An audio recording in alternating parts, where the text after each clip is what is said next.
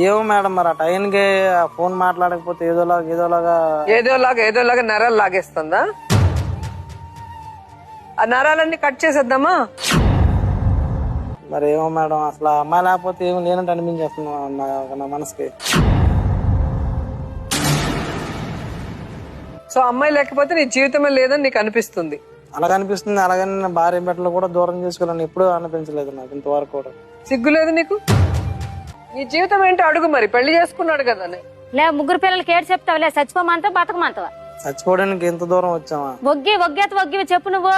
ఇక్కడ ఆ అమ్మాయి బలవంతం పెట్టిందనో లేదా అమ్మాయి చచ్చిపోతుందనో అమ్మాయితో ఉంటున్నానని చెప్పలా. అమ్మాయి ఫోన్ మాట్లాడకపోతే నరాలు లాగేస్తాయి. అమ్మాయి లేదా నా జీవితమే లేదనిపిస్తుంది అంటే నువ్వు కూర్చొని మాట్లాడుతున్నావు. లేసి వెళ్ళి అడుగు అసలు నీ జీవితం ఏంటి, నీ ముగ్గురు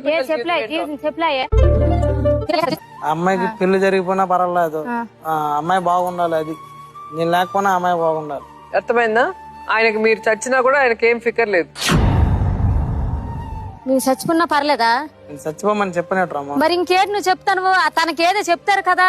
మరి అది నేను లేకపోతే చచ్చిపోతాను. ఎందుకంటే మరి ముగ్గురు పిల్లలు మేము చచ్చిపోతే మేడు చేస్తావైతే మరి నువ్వేనా ఎందుకు చచ్చిపోవడం? నేను ఉన్నాను కదా. మాకొద్దు, తను ఉంటే నేను ఉండను. అలాగంటే చచ్చిపోతాము.